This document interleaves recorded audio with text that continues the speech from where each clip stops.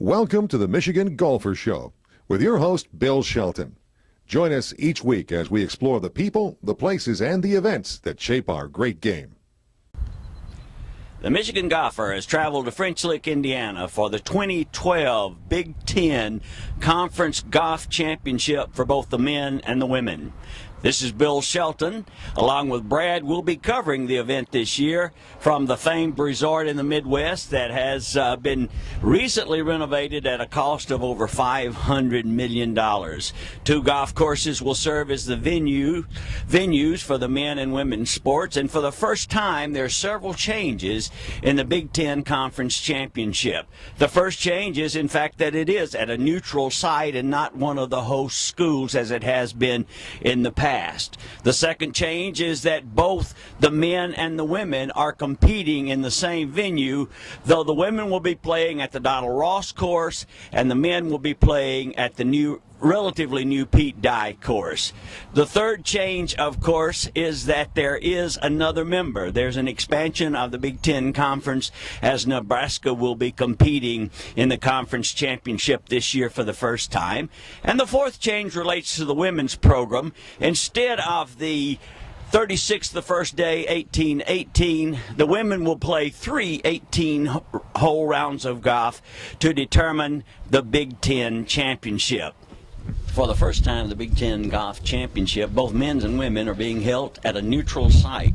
This time it's the French Lick Resort in beautiful French Lick, Indiana, where the sun is always shining, and it was always 80 degrees yesterday, according to Dave Harner, the Director of Golf Operations here. Dave, this is quite a few changes for the Big Ten. They've got both the men and women here for the first time at the same venue, although different courses. They've got the women have changed to a 54-hole format instead of the old format. And as you look around, you see the flags flying, you look down here and you see the golfers here. As a director of golf operations, this had to be a lot of work to handle 2 conference championships in one venue. You know, first of all, I want to tell you that I am a weather expert. I'm the best guy in the world at forecasting yesterday's weather. So, yeah, it's a challenge. You know, we've been very fortunate for the PGA PNC. We had about 850 local volunteers in this small community of under 1,500 people. And this week we've been fortunate. We have about 225, somewhere in that neighborhood, volunteers, and hotel staff. Of course, we have 1,000 employees plus, and everybody's just pitched together to really make this happen. And yeah, it's a challenge, and it's never been done before, but we kind of like to do things that have never been done before. Now, I understand that there's a 3-year agreement maybe now to continue this. What brought on the move by the Big Ten to look at the neutral site? Do you have any idea on that? I have to give some credit to our golf PR person, Brendan Sweeney. He was very persistent. Well, we know that the Big Ten cities are all within our demographic and within our customer base, and we just wanted to give more people a chance to see French Lick. And the Big Ten Championship's a great opportunity for the kids, the parents, the grandparents, and the families and the spectators to come out, enjoy a quality golf venue. But I think having a neutral site and having both championships at the same time gives a camaraderie to the players, to the schools, and to the families that really makes this a special championship. Now, what does the Big Ten ask you to do in terms of course setup, or how involved are they in the process, or do they leave that pretty much up to you? Well, there was a little difference in the way we did it. The men's side, they have a games committee, of course, that gives input into setup. But on the men's side, the games committee said, you guys know your golf course. Go set the golf course up. We don't even want to know the pin placements till morning of.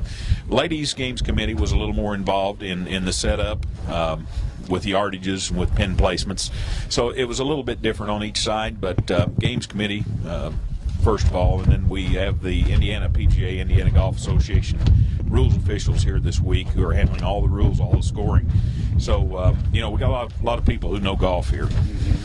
To think just a little bit past this, you've had the club championship here, and you've got another big tournament coming in the very near future. Yeah, we have the Indiana Open coming July the 9th, 10th, 11th, 12th.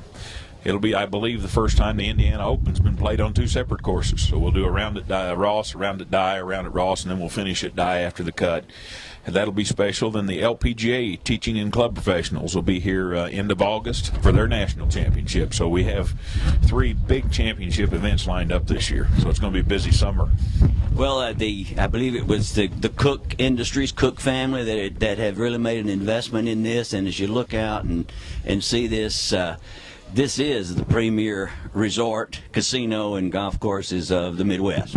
You know, we're very proud the investment that was made here and the vision that the Cook Group had that involved golf. And, you know, in this golf economic time, which has not been spectacular, we continue to invest, we continue to build.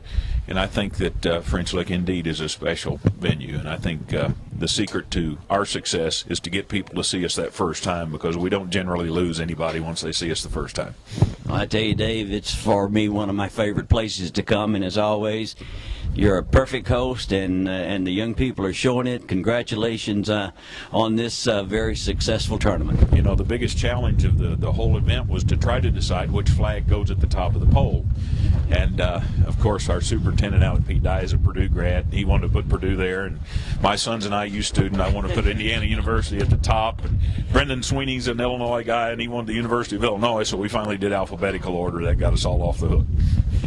Always a man that has diplomacy as part of his leadership. This is Bill Shelton with the Michigan Golfer.